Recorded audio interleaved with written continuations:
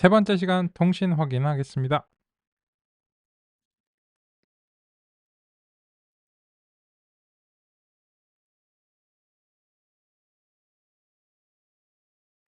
네, 감사합니다.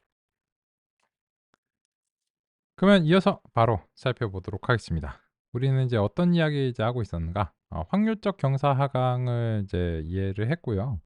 그래서 확률적 경사 하강을 왜 하는가와 관련해서는 근본적으로는 이제 연산의 효율성과 이제 관련이 있습니다.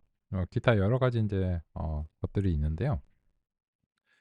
그러면 이제 배치 크기를 얼마로 설정하는 것이 바람직한가라고 하는 점도 굉장히 이제 중요한 논의 중에 하나입니다. 왜냐하면 실제로 배치 크기를 이제 잘못 설정하면 성능에 부정적인 영향을 미치게 됩니다. 그런데 문제는 그런 배치 크기를 설정하는 일들이 자명하지 않다라고 하는 이제 점입니다.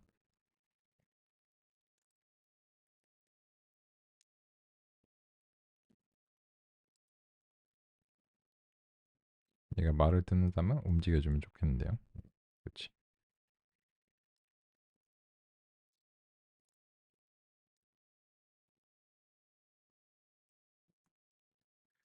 그러면 이제 지금 같은 경우에 그냥 계산의 편의를 위해서도 배치 크기를 이제 100 으로 설정을 한 상태죠.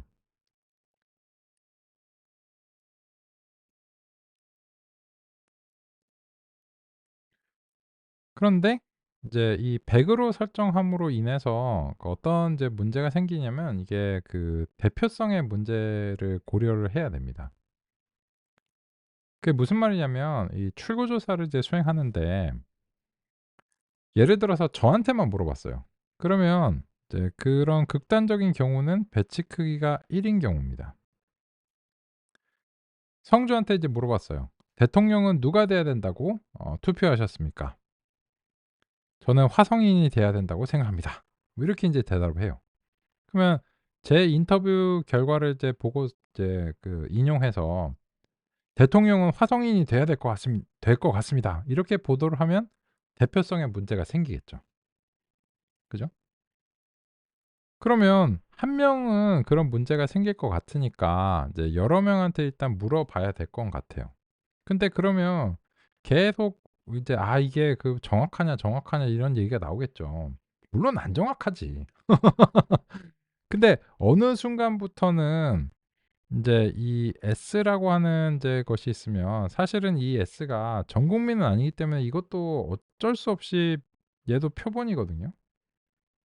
근데 인제 6만 이다라고 하면 그러면 이제 B가 S를 향해 가면 갈수록 어쨌든 S계로 연산을 했을 때와 이제 점점 유사한 그런 효과가 발생할 거 아니에요. 그러면 뭘 고민하냐. 그냥 바로 S계로 하자. 고민이 있죠. 연산의 시간이 엄청나게 차이가 나잖아요. 얘는 1 밀리세컨드 밖에 소요가 안 되는데 얘 같은 경우에는 배치당 50 밀리세컨드가 소요가 되니까 확실히 이제 선거처럼 굉장히 오래 이제 시간이 많이 이제 걸립니다. 그러면 그렇다고 해서 이거를 이제 하나로 하게 되면 이제 이익이 있느냐? 연산 시간적인 측면에서는 그럴지도 모르죠. 그럴지도 모르는데 하지만 이거는 아까 말씀드린 대로 이제 극단적인 어떤 대표성의 문제가 발생하니까 이 '배치 하나를 가지고서 전체 표본을 대표할 수 있느냐.' 이런 비판이 당연히 제시되겠죠. 그렇다면 이제 문제 상황을 공감하실 것 같아요. 100이 과연 바람직하냐? 아니면은 이 사이에 어딘가 더 적절한 그런 값이 있을 수 있느냐? 이런 비판이 있을 수 있잖아요. 그죠? 그거 어떻게 해야 돼? 어 이게 대략적으로 짐작을 하기 용이한 경우도 있고 실험적으로 보는 수밖에 없는 경우도 있어요. 그러면 지금의 경우에는 100 이라고 하는 수치는 제가 생각하기에는 대략적인 짐작으로는 나쁘지 않은 정도인데 그렇다고 최선이라고 하는 건 아니에요. 왜 그런가 하면 이런 거죠. 지금 이제 어떤 고려가 있을 수 있냐면 이런 고려를 늘 할 수 있는 건 아닙니다. 근데 분류의 경우에 0 부터 9 까지라고 하는 요런 이제 10 개의 유형이 있습니다.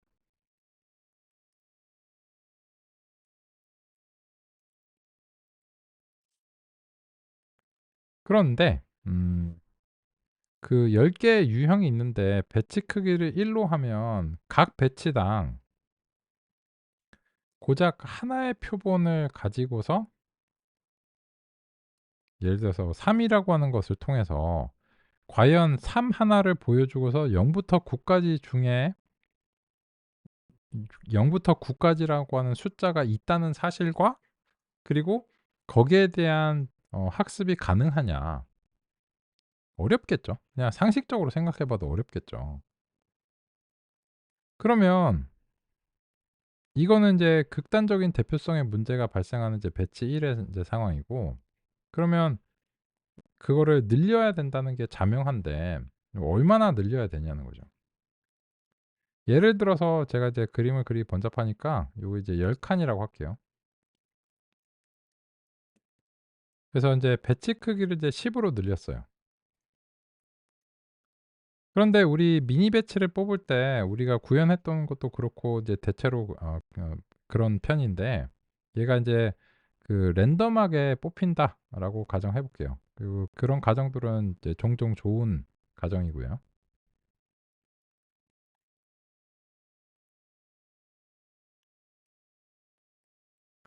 그러면 무작위로 뽑았을 때 10 칸에 0 부터 9 까지가 한 번씩 딱 들어올까요? 그거는 인제 그 간단하게 실험해 봐도 우리가 이제 확인을 할 수 있습니다.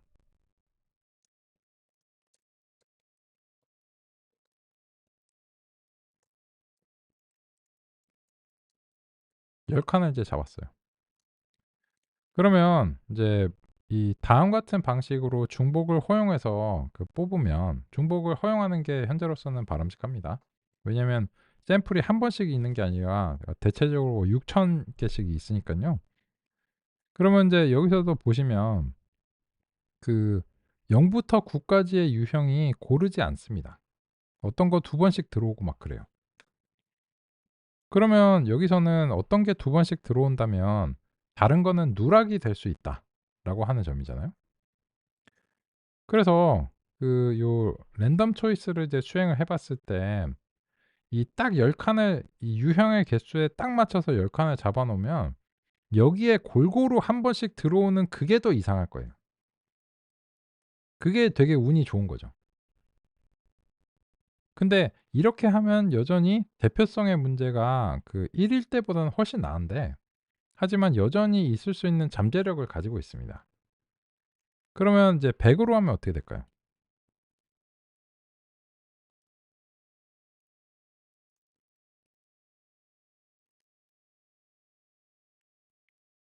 그 100 으로 하면 일단 평균적으로 얘네들이 고르게 분포되어 있다는 가정하에서는 평균적으로는 10 번씩 선택이 되겠죠. 하지만 물론 어떤 건 12 번이고 어떤 건 8번 선택이 되겠죠. 하지만 단 한 번도 선택되지 않을 것이다.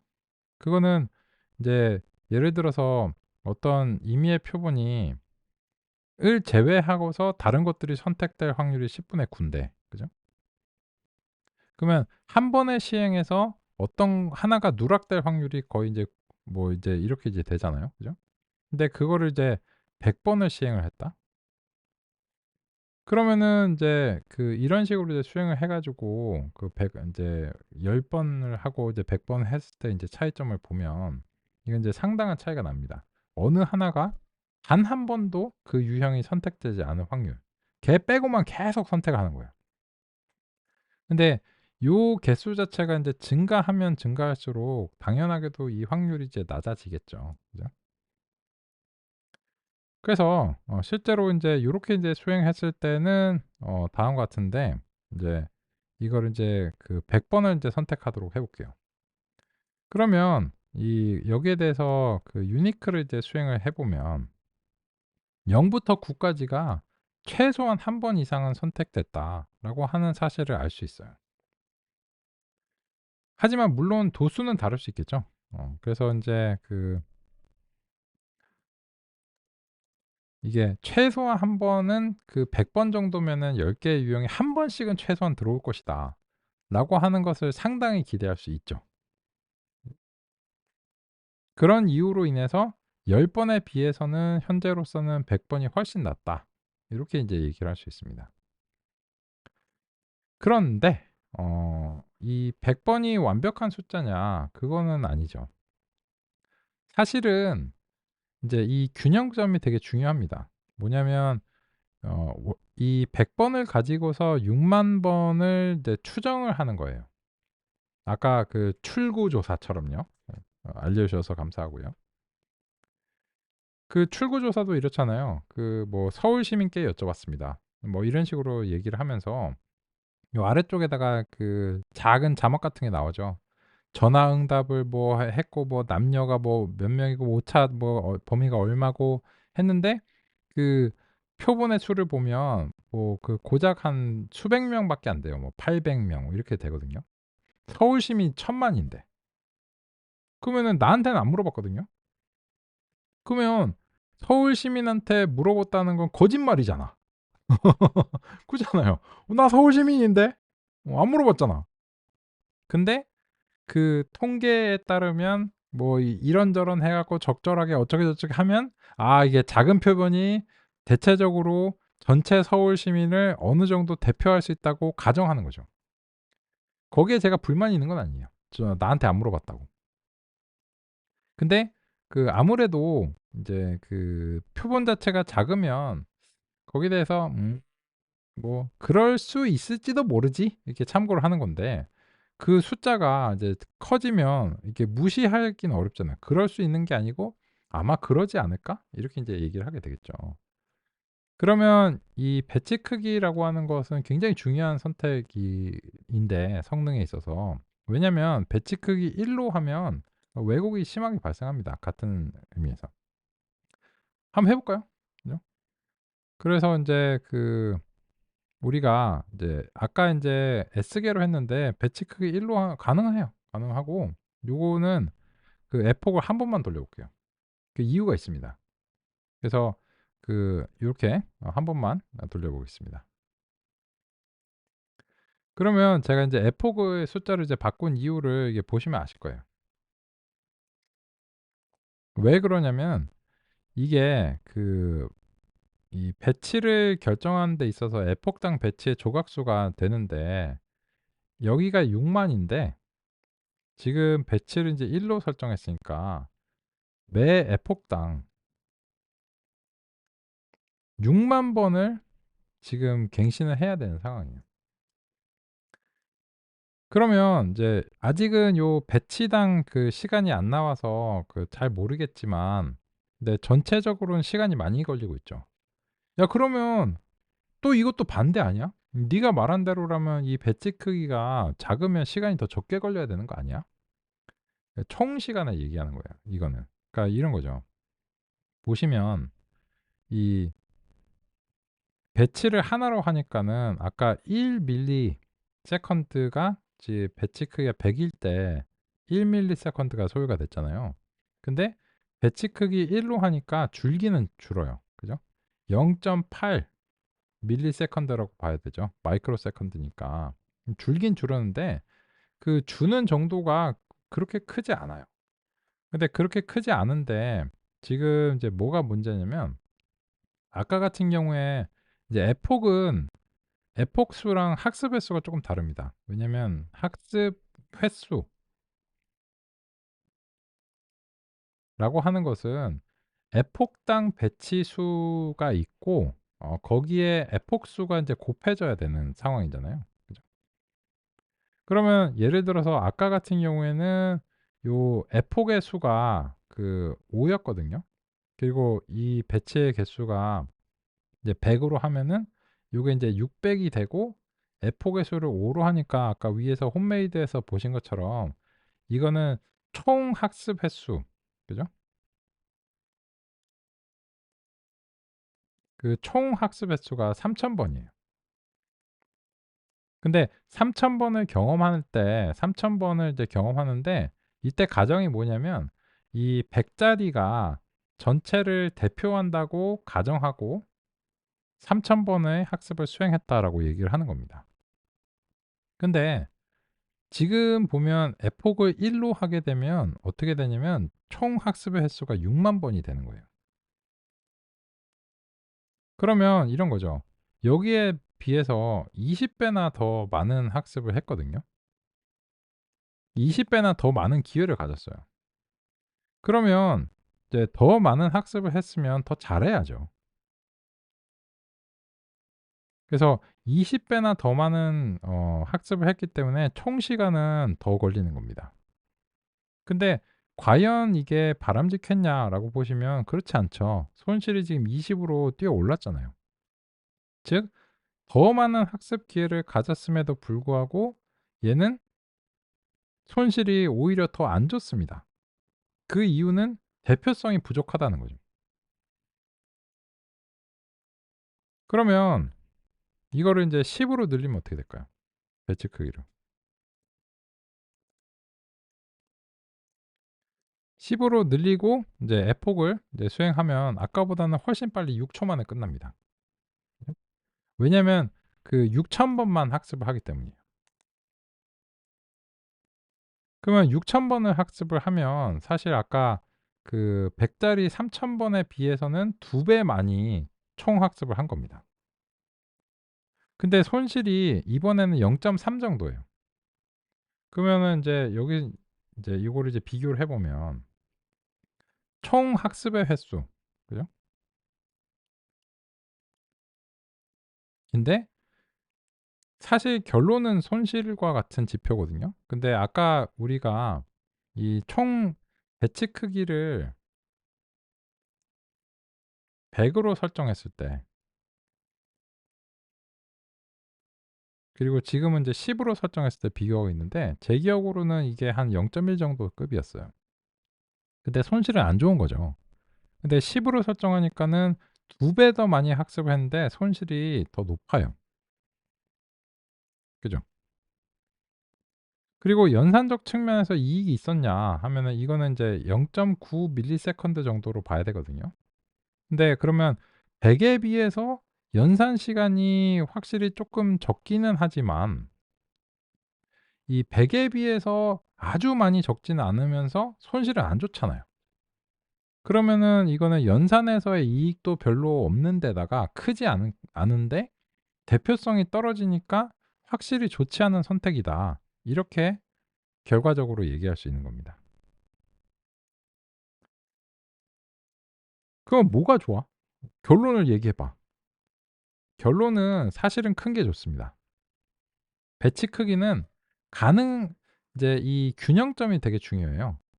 그 이왕이면 큰 게 좋은데 근데 큰 거를 선택해 나가다 보면은 이 그 과정에서 연산 시간이 급격하게 아까 50배 이렇게 증가하는 건 원치 않거든요. 그래서 출구 조사를 하는 통계 기관이라고 생각해 보시면 그러면서도 대표성은 가져가고 싶어요. 그 결론은 뭐냐? 결론은 이제 이런 논리를 가지고서 이 같은 횟수로 비교를 해 봐야 돼요. 그러니까 무슨 말인가 하면 지금 요런 식으로 그 수행하는 거는 비교가 인제 동일하지 않은 거예요. 그래서 그 실험을 하실 때 되게 유의하실 점이 뭐냐면 배치 크기 10 으로 했고 F 1로 했잖아요.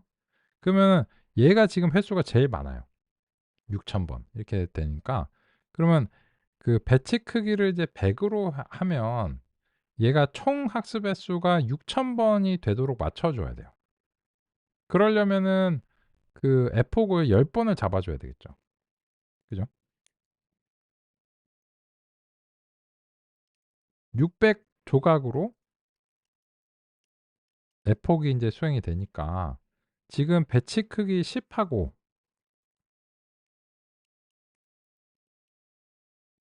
100 하고를 실험적으로 어느 게 더 낫냐 이렇게 비교를 하려면 총 학습 횟수를 통일시켜 줘야 되는데 그러면 에폭당 조각의 개수가 다르기 때문에 아까 10 으로 했을 때 에폭이 1 이었다면 그 같이 비교해 보려면 이번에는 이거를 에폭을 10 번을 잡아 줘야 총 6,000 조각을 학습을 하면서 이게 그 서로 동일한 비교가 될 수 있다는 겁니다. 그리고 나서 비교를 해야 되는 건데, 근데 이거는 아까 에폭을 5번 했을 때도 10 번보다 잘했단 말이에요. 해 보죠.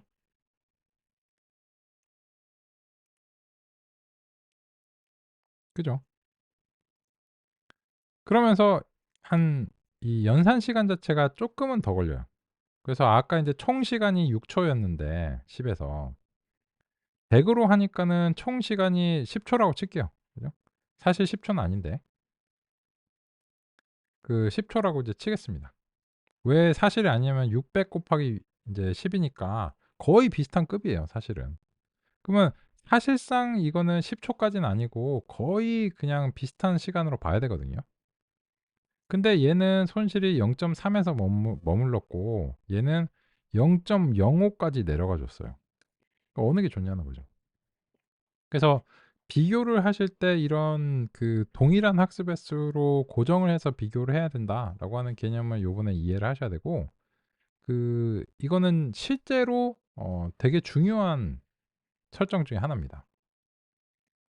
근데 제가 말씀드린 게 가급적이면 많은 게 좋다라고 말씀드렸잖아요. 왜냐면 이 100 이라고 하는 거는 지금 인제 우리가 아까 얘기를 했을 때 전체적으로 이 데이터가 유형이 10 개니까 그거를 이제 한 10 번씩 경험해 보면 아마 충분할 거야. 이렇게 얘기를 한 거거든요. 근데 그거보다 뭐 예를 들어서 200이 더 나을 수도 있어요. 많으면 좋아요. 좋은데 언제까지 하시는 게 좋냐면 효용이 없을 때까지 늘리는 게 좋습니다. 효용이 뭐냐면 이제 늘리면 늘릴수록 쪼끔 더 이제 상세하잖아요. 그러니까 해상도랑 비슷한 거예요. 해상도가 이제 낮으면 얘네들이 아무래도 그 이렇게 막 조악하게 보이잖아요. 근데 막 4K 뭐 8K 이렇게 들어가면 막 엄청 이게 선명하게 보이잖아요. 근데 또 공감하시겠지만 해상도가 높으면 이게 반응성이 떨어지거든요. 픽셀들을 이제 처리를 해내야 되니까. 그러면 과연 예를 들어서 제가 지금 이 보여 드리는 화면도 이게 4K나 8K가 4K나 8K가 필요하냐는 거예요. 그냥 하얀 화면에 검은 건 글씨잖아요. 이런 것들은 사실 그냥 HD급으로 봐도 혹은 그 이하로 봐도 사실 돼요. 그러니까 굳이 이 내용을 전달하는 데 있어서 4K나 8K가 필요하지 않은 거죠. 딱 고 비유가 정확하다고 생각이 드는데, 마찬가지로 지금도 이 데이터를 대표하기 위해서 6만 개가 다 필요하진 않다라고 보는 겁니다. 6만 개가 제일 정확할 수도 있죠. 그중에선 제일 정확할 수도 있죠. 그죠? 근데 그러면 이 논의가 한도 끝 없는 거예요. 왜 6만 개를 써? 손글씨 60만 개.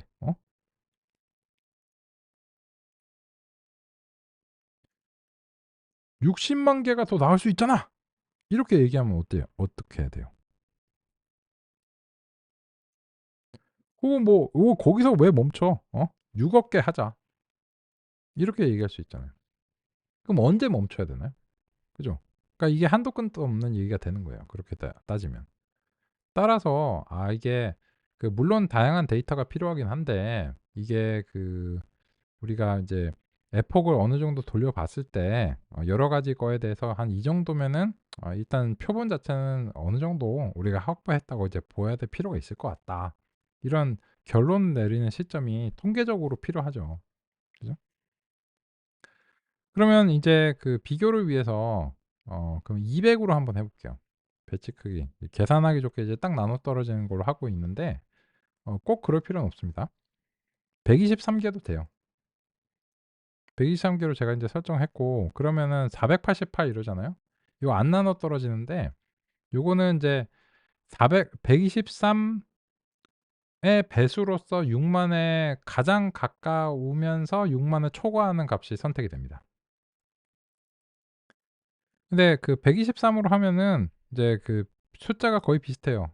연산 시간이 뭐 더 증가한다든지 이런 건 아니고요. 그래서 꼭 안 나눠 떨어져도 되는데 계산하기 쉽게 나눠 떨어지는 숫자로 하고 있습니다. 200 으로 하면 어떻게 될까요? 그러면 이게 해상도를 증가시킨다고 보시면 돼요. 해상도가 증가되면 더 상세하게 볼 수 있겠죠. 근데 내용이 예를 들어서 막 그 풍경 사진이나 이런 것들을 담았다 하면은 해상도가 좋은 게 좋죠. 근데 지금처럼 제가 전달 드리는 내용은 대체로 그냥 글씨만 잘 보이면 돼요. 그죠? 그럴 때는 굳이 4K, 4K나 8K 이런 것들은 사실상 그냥 방해가 되죠. 괜히 용량만 커지고요. 전송하는 데 있어서 지연만 생기죠. 그리고 제가 화면 전환하는 데 있어서 그 반응성만 느려지고 괜히 일하는 거죠. 그죠? 그런 이유로 인해서 우리가 인제 100 에서 200 으로 늘렸을 때 이게 더 유의미한 어떤 효용이 있냐라고 이제 얘기를 해야 됩니다. 근데 이게 공정한 비교가 되려면 에포의 개수를 지금 6,000 개를 기준으로 맞춰 줄게요. 왜냐하면 배치 크기 10일 때 총 토탈 그 학습 횟수가 6,000 이었잖아요. 그래서 인제 100 으로 했을 때 이 토탈 학습의 개수를 6,000 으로 잡아 주기 위해서 우리가 인제 그 10 번의 에폭을 이제 수행했죠. 그죠? 요거는 한 번만 해도 6,000 번이죠. 근데 그 요거를 이제 100 으로 하니까는 에폭을 10 번으로 해야 비로소 인제 6,000 번이 이제 되는 거죠. 근데 200 으로 하면 이게 조각이 인제 300개 조각이 되잖아요. 그죠? 그러면 300개 조각이 6,000 번을 이제 총 횟수를 채워야 되기 때문에 오히려 여기서 에폭이 늘어줘야 돼요. 안 그러면 동일한 비교가 아니에요. 그죠? 배치 크기를 늘렸는데 에폭을 늘린다고? 네. 그죠? 수치상으로 그렇죠. 그래서 지금은 이제 공정하게 비교를 하려면 이게 그 20 번을 해야 됩니다. 왜 이게 공정하게 비교를 해야 되냐면 "늘렸는데 오히려 뭐 더 못하더라." 이런 얘기가 나올 수 있거든요, 공정한 비교가 아니면. 그리고 뭐 시간이 더 오래 걸린다든지 뭐 이런 식으로요. 그럼 이제 요렇게 인제 해 보겠습니다.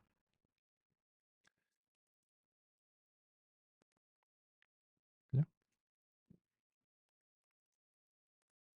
그러면 인제 이 보시면 200 으로 수행을 했을 때 이익이 저는 있다고 봐요. 왜냐면 인제 손실도 그 낮은 수준으로 이제 가면서 근데 이익이 크진 않은 편이고 이 어 배치 크기가 지금 배치 크기에 따라서 연산의 속도가 인제 1 밀리세컨드로 유지가 되니까 그리고 에폭의 개수가 인제 30 이잖아요. 그죠? 그래서 인제 이런 이유로 인해서 200 으로 늘려도 연산의 비용은 더 지불하지 않으면서 그 대표성에 대해서는 개선이 있는 거예요. 그런 측면에서는 '이게 더 낫다.'라고 평가할 수 있습니다. 그런데 그러면은 아까 그러면 인제 전체 S개 이거를 만약에 한다 하면은 에폭을 몇 번 해야 될까요? 6,000 번을 해 줘야 됩니다. 그래야 공정한 비교예요. 근데 이거는 50 배가 더 많이 걸리니까 바람직하지 않죠. 그죠? 그러면 결론은 뭐냐 하면은 100 보단 200이 낫습니다. 왜?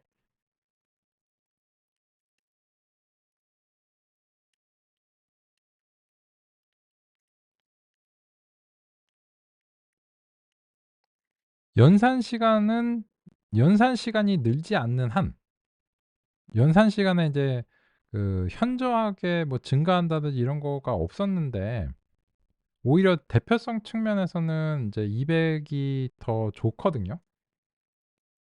근데 이게 어느 시점이 있겠죠. 이게 200 이상으로 이제 증가시키는 어느 시점 더 이상 실험하진 않을게요. 근데 그 어느 시점이 더 좋을 수도 있어요. 그래서 인제 계속 늘리면 연산 비용은 거의 지불하지 않으면서 늘면 늘수록 좋은 거예요. 근데 물론 대표성에 문제가 있으면 연산 비용을 지불하고서라도 늘려야 돼요. 그죠? 10 같은 경우 그런 경우죠. 그래서 이런 것들은 그러니까 어디에 영향을 받냐면 현재 데이터의 구성과 하드웨어적인 메모리의 어떤 배치 이런 것들인데 그런 거를 그 가급적이면은 요 배치를 올릴 때 그 메모리에 꽉꽉 차도록 올려주는 게 좋아요. 근데 그거는 뭐 메모리 구조마다 다르고 메모리에 지금 뭐가 적재되는지 다르고 해서 이거를 예상은 거의 불가능에 가까워요. 그래서 우리가 할 수 있는 일은 이런 어떤 대략적인 기준을 가지고서 이 배치 크기를 조정해 보면서 음 가급적이면 대표성을 최대한 확보하되 연산의 비용을 너무 많이 지불하지 않는 그런 균형점을 찾아내야 되고, 그 균형점은 방법이 없어요. 지금 여기 좋다고 생각한 값이 있는데 다른 하드웨어로 갔다? 그 경우에는 다를 수도 있어요. 그래서 인제 그런 것들은 사실상 실험적으로 이제 해 보는 수밖에 없다. 이런 점입니다. 그래서 생각보다 좀 논의가 있었죠. 왜냐면 이 확률적 경사감을 너무 이렇게 쉽게 생각하시는 경향이 있는데 실제로 이 학습을 할 때 굉장히 중요한 요인 중에 하나입니다.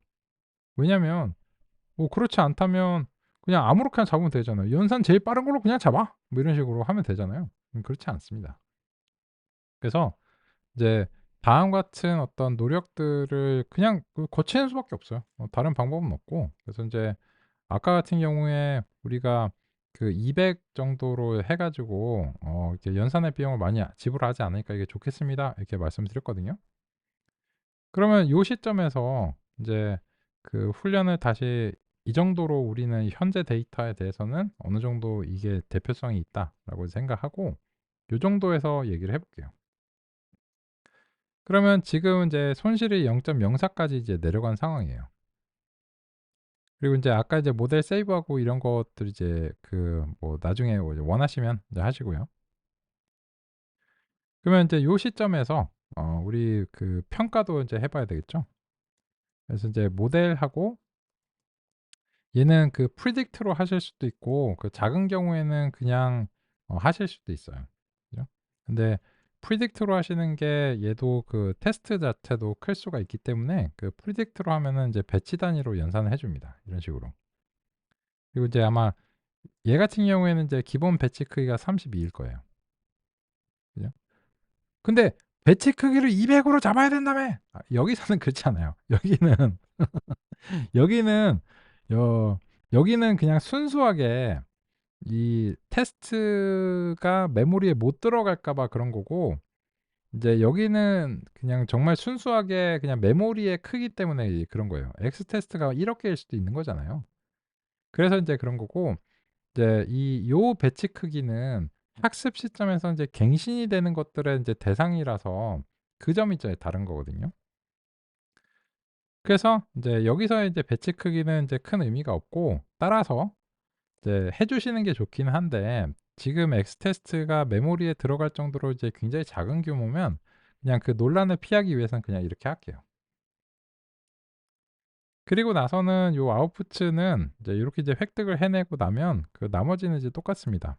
그래서 인제 결국은 요 테스트 레이블즈와 이제 비교를 이제 수행해야 되는 거고, 아규먼트 맥스를 통해서 수행해야 되는 거는 이제 동일합니다. 그래서 인제 요렇게 인제 해 갖고 참참참참 많이 나오고요. 그리고 나서 인제 이거를 그 평균으로 이제 그 내서 분류 정확도를 이제 획득하는 거. 요거는 97% 이런 식으로 이제 나오는 걸 확인할 수 있고, 그래서 우리가 어 아까 94 수준을 이제 넘어섰다, 이런 것도 확인할 수 있습니다.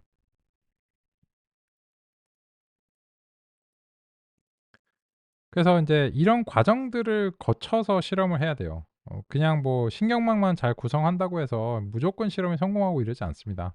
학습률이 안 좋거나 배치 크기 대표성에 문제가 생기거나 에폭이 부족하거나 이 모든 요인들 어느 하나라도 문제가 생기면 이 평가가 잘 됐다라고 할 수 없기 때문입니다. 97 잘 그 도달이 되셨으리라 생각하고요. 확인되시면 엄지척으로 확인하면서 우리 또 전진해 보도록 하겠습니다.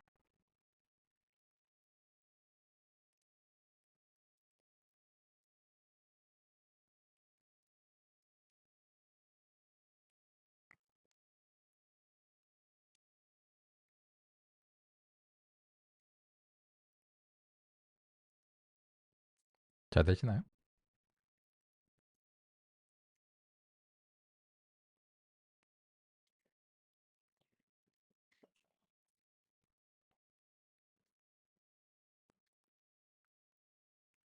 엄지를 한 개도 못 뻗네요.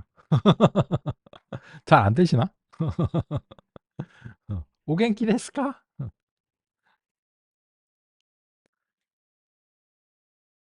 아마 이제 막 이것저것 이제 뭐 실험하시고 뭐 반영하시고 막 그 얘기 들어보고 뭐 이것도 해 보고 저것도 해 보고 막 그러신 것 같아요. 이제 바쁘신 것 같습니다. 바쁜 게 좋은 거지. 네. 감사합니다. 좋습니다. 그래서 의외로 이 확률적 경사강이 뭐 그렇게 이제 '논의를 할 만한 건가.'라고 생각하실 수 있는데 듣고 보면 그렇잖아요. 그죠? 논의가 필요한 부분입니다. 음. 그래서 인제 확률적 경사강에서 우리가 배치 크기와 표본의 대표성과 연산의 효율성이라고 하는 이런 두 마리 토끼를 동시에 잡아야 된다. 그런 점으로 살펴봤고, 그래서 확률적 경사강을 하는 것과 잘하는 것은 좀 별개의 문제다라고 하는 점입니다. 그런데 여기에 대해서 그 개선책들이 등장을 합니다. 네, 아까 인제 논의 주신 것처럼 우리 이충희 선생님께서 논의 주신 것처럼 딥러닝 모형들이 경사강을 계속 사용하느냐 하면은 네, 그렇습니다. 그리고 앞으로 소개해 드릴 것들도 그냥 경사하강입니다. 근데 경사하강의 오리지널 버전에 비해서는 뭐 이것저것 좀 개선을 했는데 근본적인 패러다임이 바뀌진 않았습니다. 아까 내연 기관의 비율을 생각해 보시면 좋을 것 같습니다. 경사하강 자체의 문제점이 무엇인가, 그 점을 논의 드리면서 같이 얘기해 보면 좋을 것 같습니다.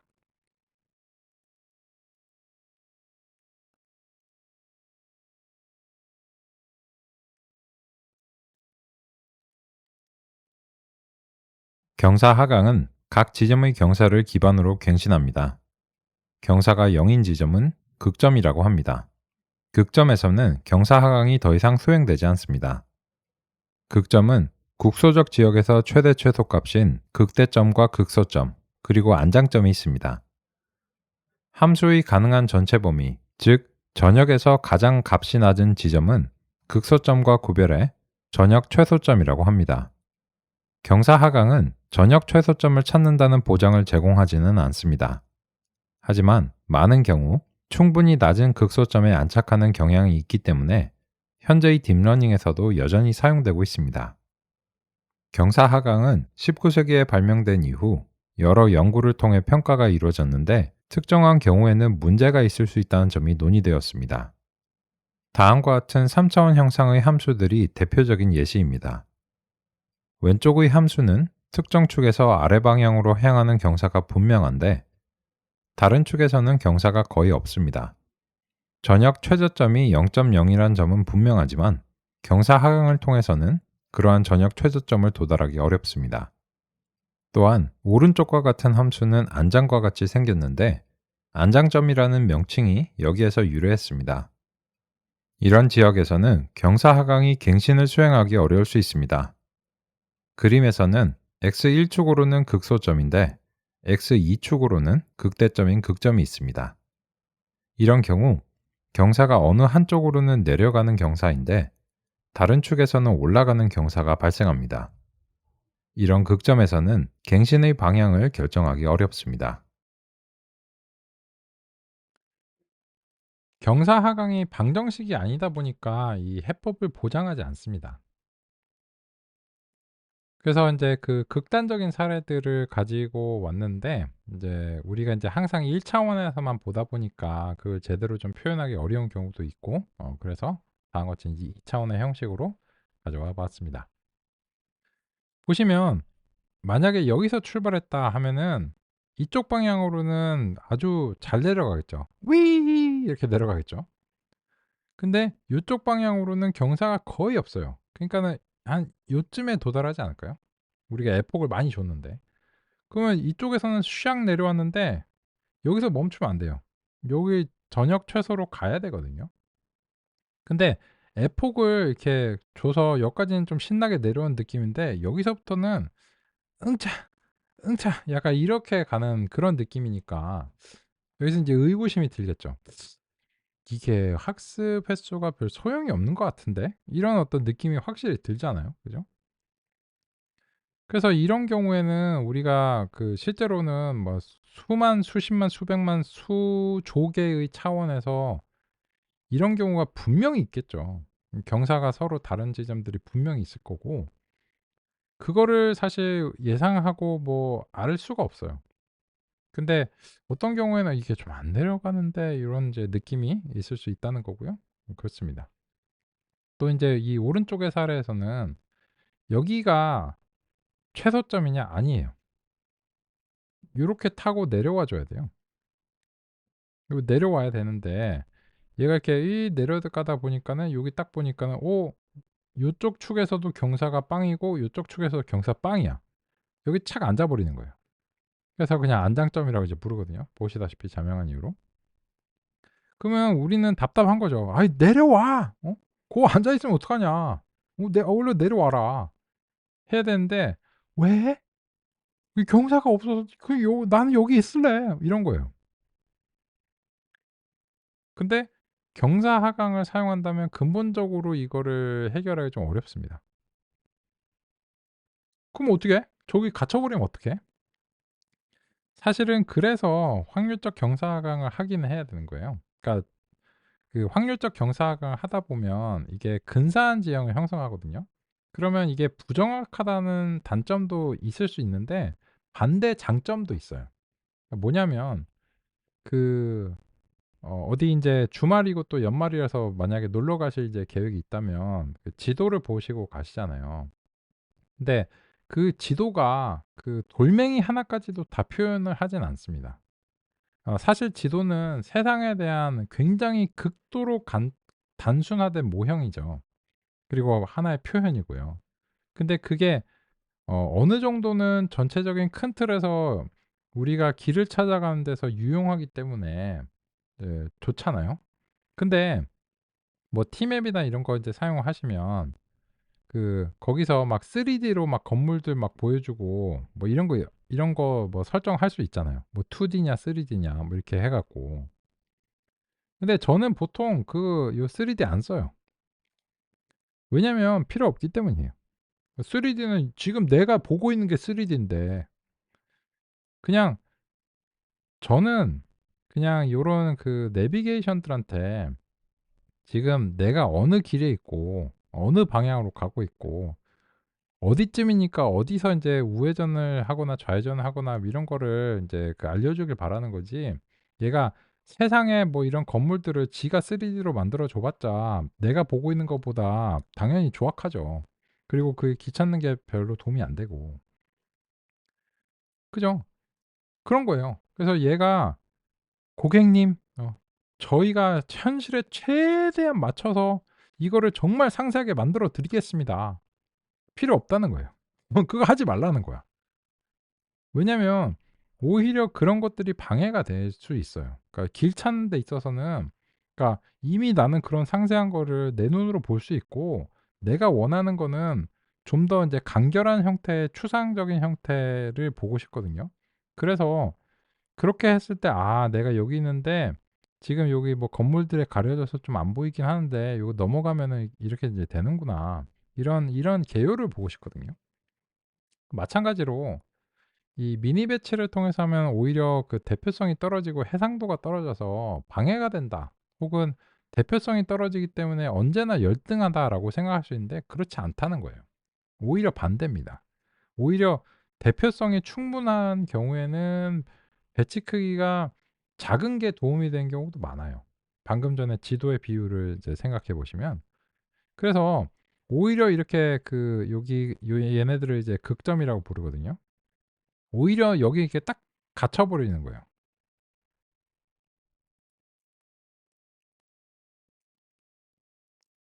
그런데 여기에 인제 갇혀 버리면은 못 나오냐 그게 인제 문제거든요.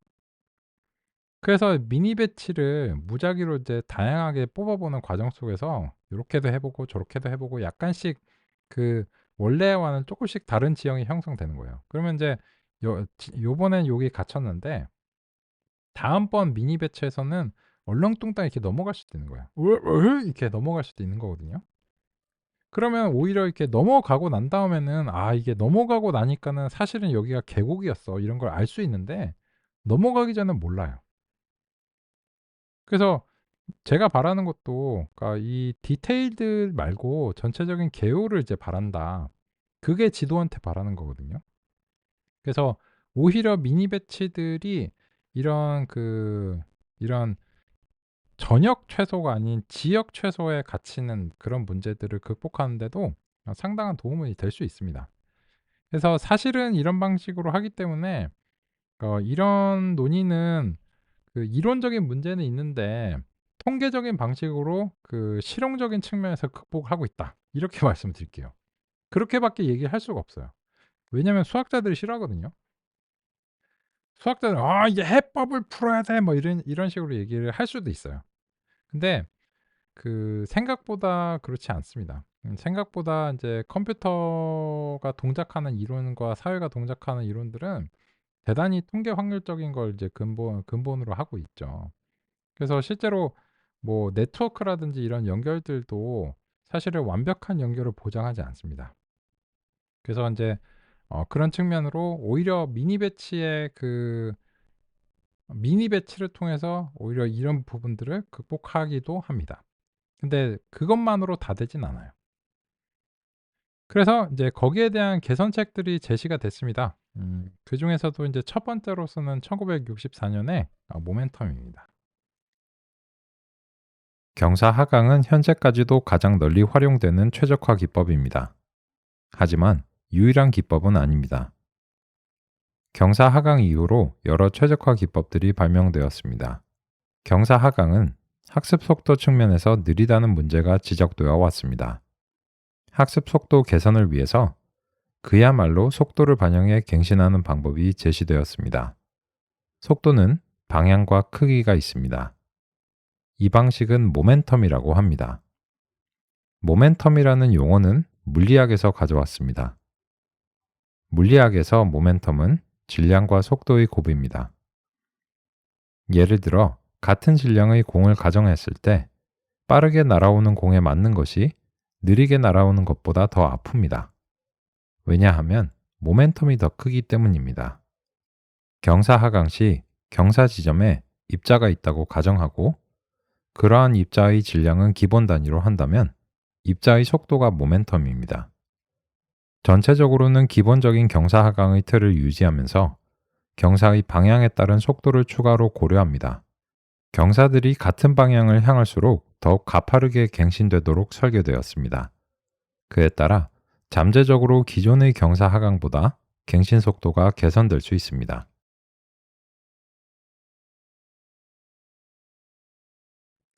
요 얘기를 보겠습니다.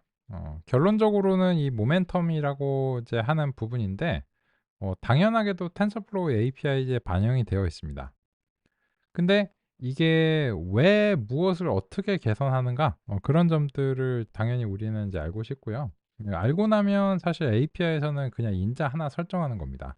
근데 그 인자를 왜 설정하느냐가 우리의 관심사입니다. 그리고 어떻게 설정하는가, 무엇을 기대할 수 있는가 이런 거죠. 그러면 이 SGD의 이제 오리지널 버전을 이제 특정한 상황에서 관찰을 해 보니까 얘가 지금 여기 있다가 여기 갔다가 여기 있다 여기 널뛰기를 하고 있어요.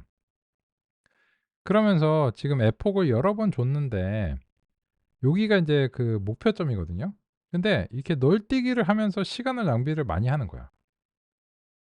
이제 방향 전환을 많이 하는 거죠. 그러니까 이게 어떻게 이제 일상생활에서 비유를 할 수 있냐면 이런 거예요. 이게 프로젝트를 하는데 처음에는 이제 텐서플로우로 시작했어. 근데 갑자기 파이토치가 좋대. 뭐 오픈 AI 뭐 챗GPT가 파이토치 쓴대. 그래 갖고 갑자기 파이토치로 지금 코드 베이스를 다 바꾸자는 거야. 한 좀 했는데. 그래 갖고 이제 어후 뭐 이때까지 했던 걸 다 파이토치로 막 포팅을 해요. 근데 막 하다 보니까는 뭐 어떤 특정한 이유로 인해서 꼭 그렇다는 게 아니고 파이토치에서 '아 이게 이 텐서플로우보다 쪼끔 이게 우리한테는 좀 안 맞는 점이 있는데?' 하고 다시 텐서플로우로 돌아가재. 그러면 사실 노력은 되게 많이 했는데 프로젝트 진행은 별로 없잖아요. 만약에 그런 경우라면. 그 시간 낭비하고 있는 거죠. 그죠? 뭐 어느 하나 정해 갖고 쫙 밀어야지. 그죠? 약간 그런 거랑 이제 비슷한 느낌이에요. 그래서 이 모멘텀이라고 하는 것은 인제 이 갱신의 방향을 반영해서 이렇게 함부로 방향을 바꿀 수 없도록 우리가 이렇게 묵직하게 만들어 주는 거예요. 이 유턴을 할 때 휘딱휘딱 바뀔 수가 없잖아요. 오토바이가 유턴하는 거랑 버스가 유턴하는 게 다르잖아요. 그래서 모멘텀의 경우에는 지금 요 그 개념도에서 보시면 요건 실제 실험 결과인데 저도 인제 수행해서 실제 실험 결과로 이제 그래프로 가져왔는데 이거를 해 보진 않을 거고요. 이 방향 전환이 이제 서서히 되는 거예요. 그러니까 주어진 에폭 이내에서 달성하고도 남아서 지나가는 거야. 뭐 지나가는 건 물론 좋지 않지만요. 요런 이제 차이점이 있고 우리 오후 시간에 이 모멘텀의 효과도 같이 확인해 보고 나머지 그 한 논의가 남았습니다. 요 적응력 학습률이라고 하는 논의를 통해서 그 경사 하강 기법들 현재 것들을 마무리할 거고요. 그리고 나서 그걸 적용했을 때 우리가 이제 과연 97, 98, 99라고 하는 성능을 달성할 수 있는지 살펴보고 그리고 만약에 안 된다면 그게 왜 그런가 그런 점을 알아보면서 이제 7 장의 합성곱 신경망으로 이제 돌입을 할 예정입니다. 점심 먹고 하겠습니다.